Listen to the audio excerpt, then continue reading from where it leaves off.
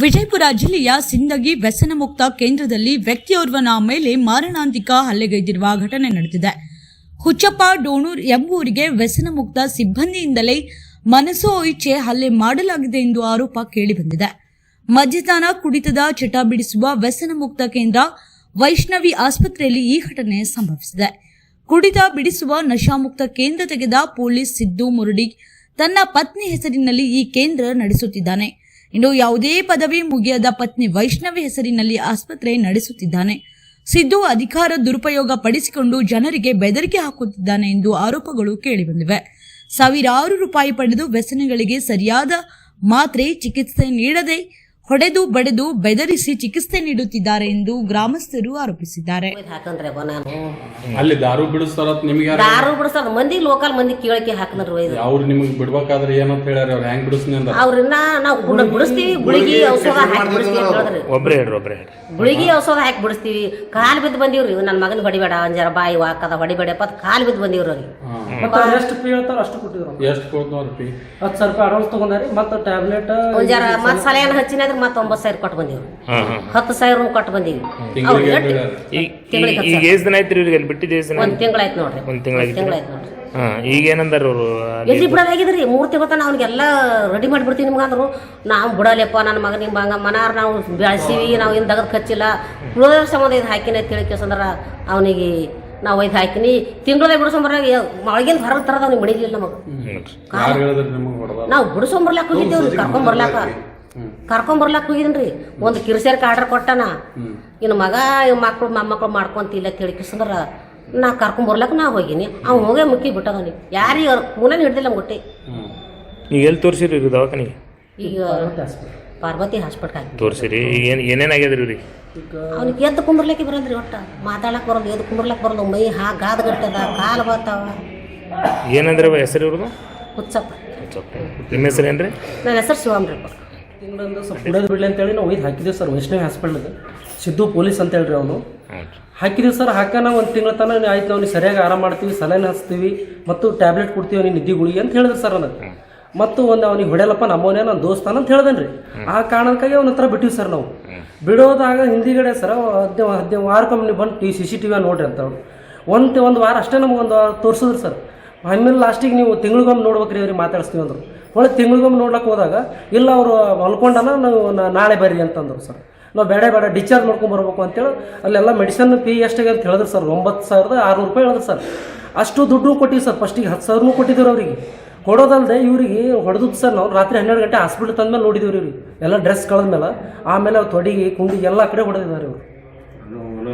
ಅಷ್ಟು ಕ್ರೂರವಾಗಿ ಹೊಡೆದಾರೆ ಸರ್. 9 ಜನ ಅದಾರ ತೊಳಗಡೆ. ಯಾಕೆ ಹೊಡೆದಾರ ಒಟ್ಟೆ ಏನು ಇದು ಕೊಡ್ಲಾಗ್ತಿರಲ್ಲ. ಅವ್ರು ಯಾರೋ ಲೋಫರ್ಗಳು ಹೊಡೆದಾರ ಕೊಡು ಅಂತ ಹೇಳಿದ್ರೆ ಅವ್ರು ಓಡೋಗ್ಯಾರ ಅಂತ ಹೇಳಾಗ್ತಾನ್ರಿ ಸದ್ಯ.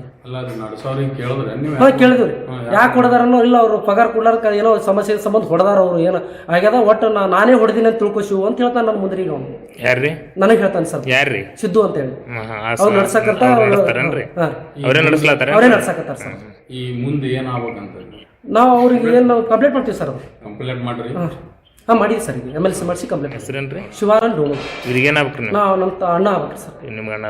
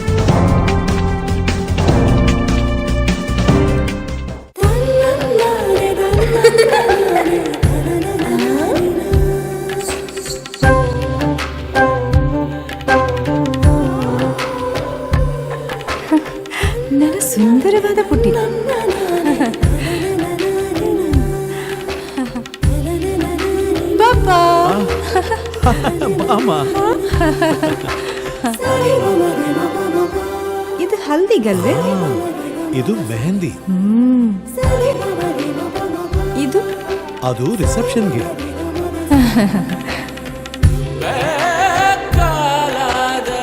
ಇದು ಯಾವುದಕ್ಕೆ?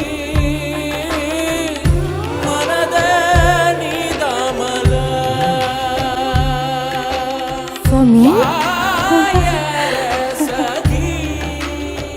Sultan Diamonds and Gold. Your life, your moments. Treasure the golden moments of your life.